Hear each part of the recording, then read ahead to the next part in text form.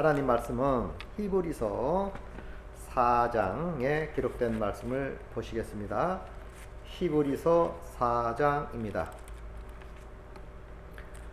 14절, 16절 말씀입니다.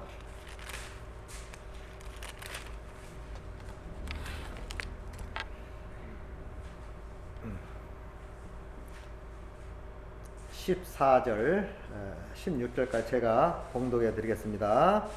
그러므로 우리에게 큰 대제사장이 계시니 승천하신 이 곧 하나님의 아들 예수시라. 우리가 믿는 도리를 굳게 잡을지어다. 우리에게 있는 대제사장은 우리 연약함을 동정하지 못하실 리가 아니요 모든 일에 우리와 똑같이 시험을 받으신 이로되 죄는 없으시니라. 그러므로 우리는 긍휼하심을 받고 때를 따라 돕는 은혜를 얻기 위하여 은혜의 보좌 앞에 담대히 나아갈 것이니라. 아멘. 오늘 함께 은혜를 나눌 말씀은 큰 대제사장이신 예수라는 제목입니다. 큰 대제사장이신 예수. 우리가 이 제사장에 대해서 알려면 구약 당시 때의 제사장 제도를 좀 알 필요가 있어요. 구약 당시 때의 제사장은 엄청난 그 역할을 했어요. 왜? 백성의 죄를 담당하는 일을 했기 때문에 그렇습니다. 민수기 18장에 있는 말씀을 제가 또 한번 볼게요. 이런 말 합니다. 3절부터 볼게요. 레위인은 내 직무와 장막의 모든 직무를 지키려니와 성소의 기구와 제단에는 가까이 하지 못하리니 두렵건대 그들과 너희가 죽을까 하노라. 레위인은 너와 합동하여 장막의 모든 일과 회막의 직무를 다 할 것이요 다른 사람은 너희에게 가까이 하지 못할 것이니라.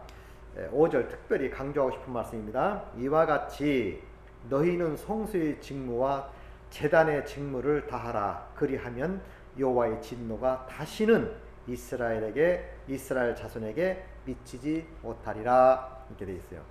자, 다시 한번 보면 이와 같이 너희는 성소의 직무와 제단의 직무를 다하라. 그리하면 여호와의 진노가 다시는 이스라엘 자손에게 미치지 아니하리라. 이렇게 기록하고 있습니다. 무슨 말이냐? 제사장은 백성의 죄를 담당하는 역할을 합니다. 백성들이 세상에 살면서 알고 모르고 이렇게 죄를 질 수 있어요. 연약해서 질 수 있고 또는 뭐 알고 죄질 수 있고 여러 가지 죄를 집니다. 그러면 구약 당시 때 죄를 짓고 회개하지 않으면 저주를 받아요. 다시 말하면 하나님에서 끊어집니다. 끊어지는 자체가 저주이기 때문에 그들에게는 엄청난 두려움이지요.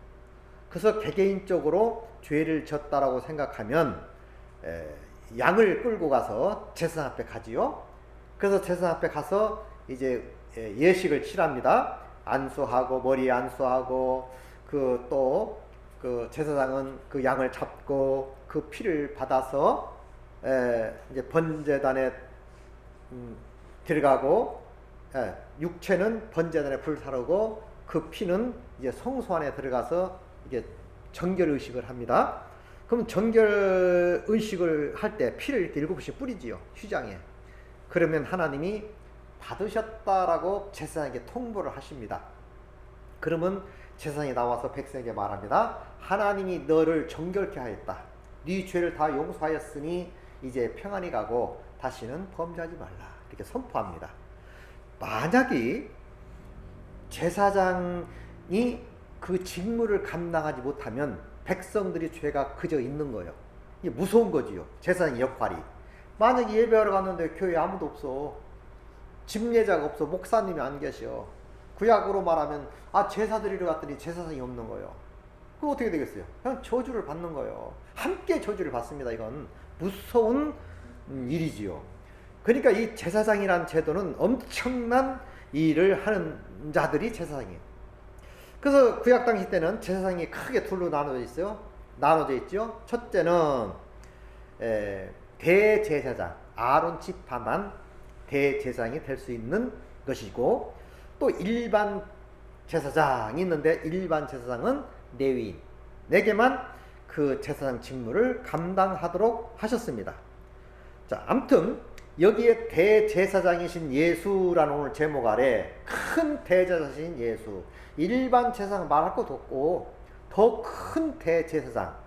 구약당일 때 대제사장들의 역할은 1년에 한 번씩 제사를 드렸는데 민족적 제사였어요. 큰 제사.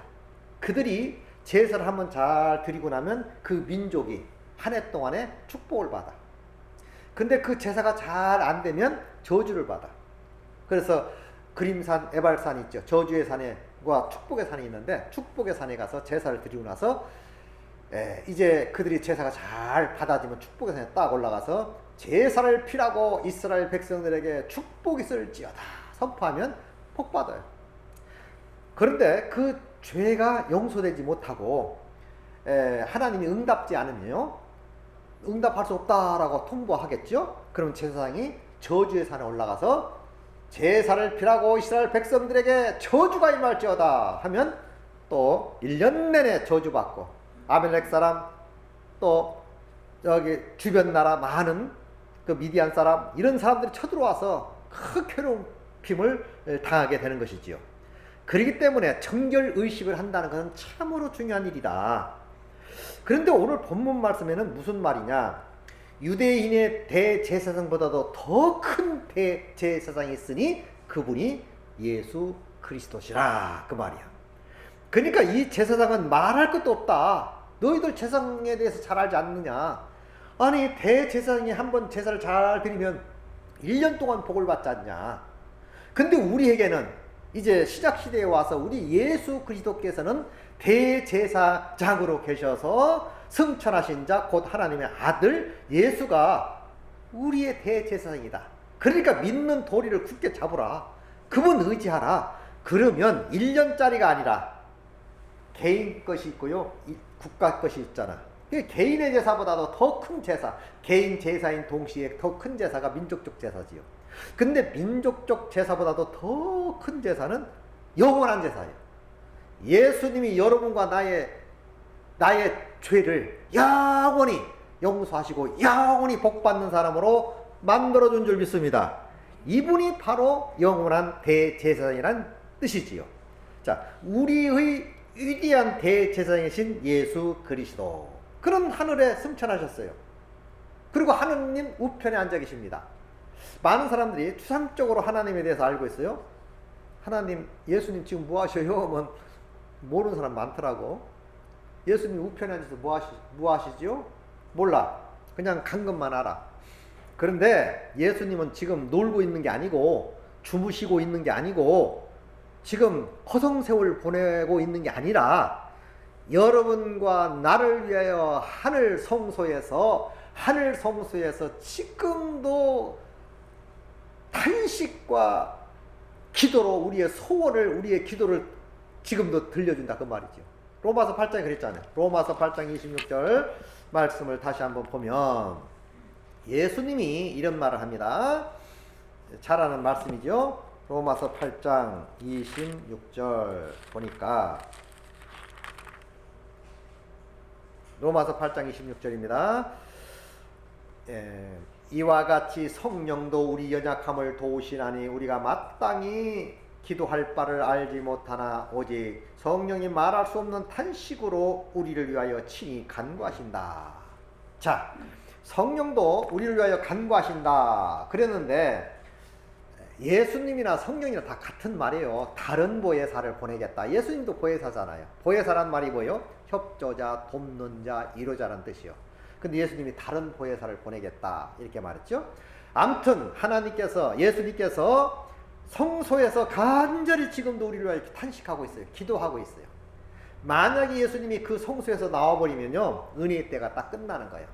구원받을 수 없고 용서받을 수가 없어요.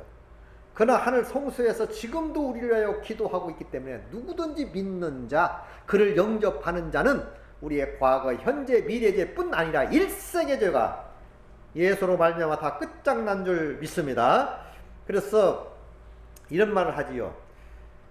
히브리 9장 24절에도 그리스도께서는 참 것의 그림자인 손으로 만든 성소에 들어가지 아니하시고 오직 참 하늘에 들어가사 이제 우리를 위하여 하나님 앞에 나타나셨다. 우리를 위하여 하나님 앞에 나타나셨다. 무슨 말이냐? 그리스도께서는 참 것의 그림자인 손으로 만든, 그러니까 그림자란 말은 이 땅에 있는 성소는 하늘에 있는 모형과 그림자예요. 하늘에 있는 모형과 그림자를 모세에게 보여줘 가지고 그 성막을 만들어라 이렇게 했던 겁니다. 그러니까 이 땅에 만들어진 성소는 모형과 그림자지만 하늘에 있는 것은 참 성소예요. 참된 성소. 그러니까 예수님이 뭐라고 그림자인 손으로 만든 성소에 들어가지 아니하시고 오직 참 하늘에 들어가사 이제 우리를 위하여 하나님 앞에 나타나셨다. 지금 진짜 성소에 들어가서 여러분과 나를 위하여 지금도 기도해 주시는 줄 믿습니다. 그것이 은혜라고 하는 거야. 그 기도로 말미암아 여러분과 내가 편안하게 살 수 있는 거야. 그 기도로 말미암아 여러분과 내가 구원받고 은혜받고 축복받고 우리 일생을 하나님이 책임져 주실 줄 믿습니다. 하나님의 능력으로 되는 거예요. 하나님이 놀고 있는 게 아니에요. 지금도 하나님 저들을 돌봐주세요. 저들을 지켜주세요. 저들을 회개하고 돌아오면 용서해주세요. 지금도 나를 믿고 나를 받아들이는 사람 무조건 눈 감아주세요. 지금도 탄식하고 있다 그 말이죠. 이 땅에 있는 성전에서도 그런 일을 했는데 이 땅의 성소에서도 양을 끌고 가서 용서받는 일을 했어요. 저주받던 사람도 양을 끌고 가서 정결의식을 하면 축복으로 바뀌잖아. 마찬가지입니다. 예수님이 이 땅에 오셨을 때는 양으로 오셨어. 그리고 십자가에서 죽으셨지요. 그리고 다시 3일 만에 부활하셨어요. 이제 십자가의 사건은 거기서 끝난 거야. 그래서 히브리 3장 1절에도 하늘의 부르심을 입은 거룩한 형제들아 믿는 도리의 대제사장이신 예수를 깊이 생각하라 그랬어요. 그러니까 뭔 얘기냐? 함께 부르심을 입은 거룩한 형제들아 우리의 믿는 도리의 사도이시며 대제사장이신 예수를 깊이 생각하라. 이 말은 무슨 말이냐? 이제는 십자가 예수가 아니라 오심도 중요하시고 그의 삶도 중요하시고 십자가에서 피를 흘리시고 돌아가신 사건도 중요하시고 죽으시고 부활하신 것도 중요하시고 이제는 승천하셔서 하늘의 대제사장으로서 하늘 성소에서 대제사장으로서 지금 직무를 감당하는 것도 중요한 일입니다.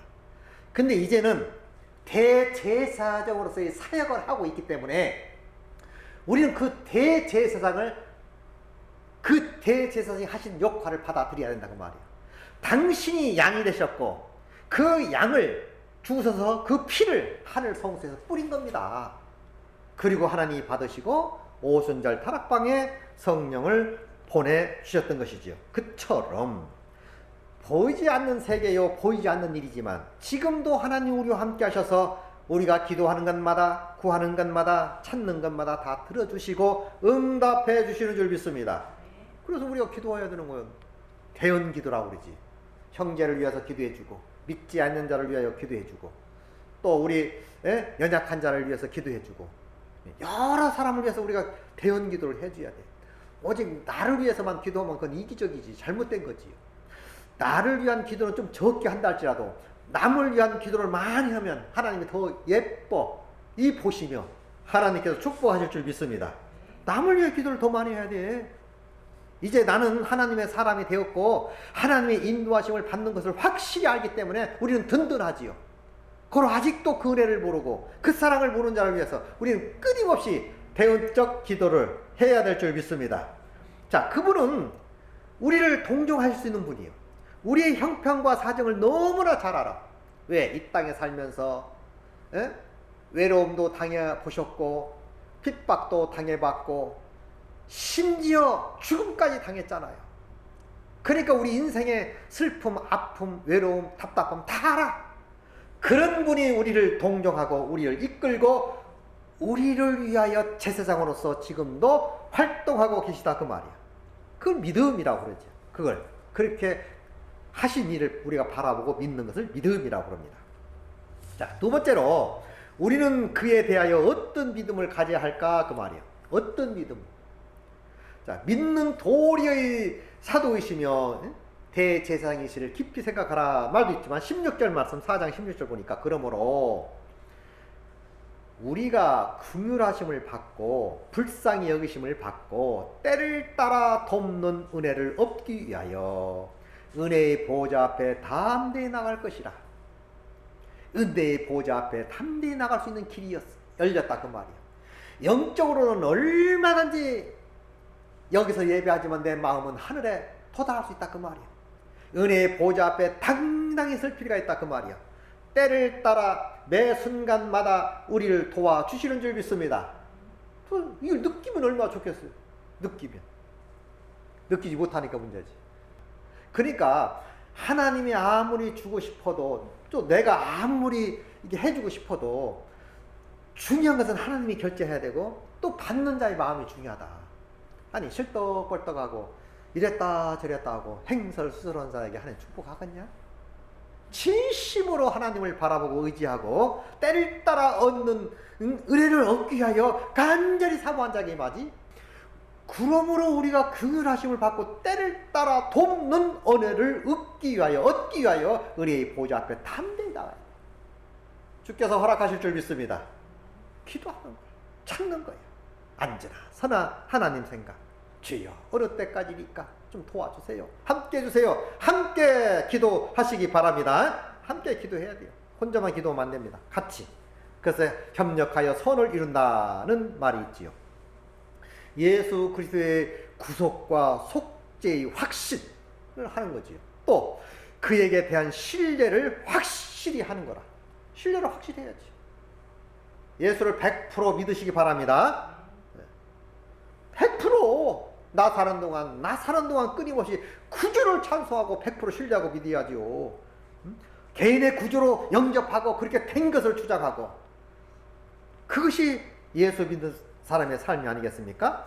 자, 은혜의 보좌 앞에 담대히 나가라. 은혜의 보좌 속죄소지요. 또 속죄소가 뭡니까? 하나님의 임재한 곳이요. 은혜의 보좌 앞에는 하나님이 임재한 곳이 속죄소 아닙니까? 그게 은혜의 보좌 앞에요. 보좌 앞에. 응? 그게 나가라. 하나님의 보좌로부터 모든 것이 나오는 거예요. 모든 것이 거기서 나와. 고로 우리 보좌 앞을 향하여 전진하시기 바랍니다. 그게 하나님 축복 주는 거죠. 또 돕는 은혜를 얻기 위하여 그래서 돕는 은혜. 자, 도와줄 때 누구 말 따라 이런 말이 있죠. 사랑 줄 때 사랑받아. 맞는 말이죠. 이미 마음이 식어졌는데 되겠나 맞는 말이에요. 그래서 우리가 좋을 때 잘 지켜가는 게 참 좋은 겁니다. 사실은. 자, 어쨌든 믿음이라는 것도 그렇지요. 도울 때 돕는 은혜를 얻기 위하여 담대히 나갈 필요가 있다. 우리를 불쌍히 여기시니까. 또 우리의 모든 형편과 사정을 아시고 내가 잘 되기를 원하시고 형통하기를 원하시는 분이 나를 위하여 변호하고 계실 줄 믿습니다. 보혜사란 말은 변호사라는 뜻이에요. 협조자, 돕는 자라는 뜻입니다. 그래서 다른 보혜사를 너에게 보낼 것이다. 그가 와서 죄에 대하여, 의에 대하여, 심판에 대하여 너희들이 잘못 알고 있는 개념을 꾸짖어서 바로 가르쳐 주겠다. 바로 잡아주겠다. 그게 보혜사의 역할이거든요. 그리고 변호사 역할이 뭡니까? 억울한 일을 변호해 주는 게 변호사의 역할 아닙니까? 나의 억울함을, 나의 원통함을 성령께서 위로해 주실 줄 믿습니다. 그것이 하나님이 하시는 일이요. 그래서 때를 따라 도우신다고 말해요. 때를 따라. 우리가 연약하기 때문에 시시때때로 주의 손길이 필요한 거지. 손길이 함께하지 않으면 우리는 망할 수밖에 없어. 주의 손길이 항상 여러분에게 임하시기 바랍니다. 항상 만져줘야 돼. 영적으로 자꾸 만져줘야 돼. 쓰다봐줘야 돼. 그 동물의 왕국 옛날에 보니까 자기 새끼라도 예쁜 새끼는 자꾸 핥아주더라고. 호랑이 새끼도 자꾸 핥아줘. 그러면 자꾸 하면 그 털이 보실보실하고 정말 예뻐요. 근데 미운 새끼는 희한하더라고요. 그냥 봐도 따라오거나 말거나 관심이 없어. 그러니까 어떠냐면 그 모양이 거칠어가지고 털도 이게 다 서가지고 거칠어가지고 삐싹 말라가지고 그래도 엄마라고 졸졸 따라다니더라고. 근데 그렇게 미워하대. 그런 동물도 있더라고요. 무슨 말이냐, 하나님이 늘 우리를 만져주고 쓰다듬어 줘야 될 줄 믿습니다. 자꾸 만져줘야 돼. 자꾸. 그러면 우리 삶이 윤택해지는 거예요. 하나님이 도우실 때, 우리 연약하기 때문에 시시때때로 주님의 도우심을 바라고 항상 나를 만져주기를 바라고 그 품에 안기기를 바랄 때 하나님은 기꺼이 받아주시고 안아주실 줄 믿습니다. 중요한 거예요. 우리에게 큰 대제사장이 있다. 이 대제사장이란 말은 엄청난, 아까도 말씀드렸지만 엄청난 얘기요. 여러분과 나를 돕는 분이다. 아니 죽기까지 우리를 사랑했잖아. 그 사랑이 지금도 하염없이 끊임없이 우리에게 부어질 줄 믿습니다. 이것이 하나님의 사랑이에요. 이 사랑 받고 승리하시기 바랍니다. 이 사랑 때문에 우리가 예수 믿고, 이 사랑 때문에 복음 전하고, 이 사랑 때문에 우리가 때로는 욕도 얻어먹고 때로는 고난도 당하고 그렇지 않습니까? 그러나 우리에게는 큰 은혜요, 복이요, 하나님이 기뻐하시는 일이라는 것이지요. 자,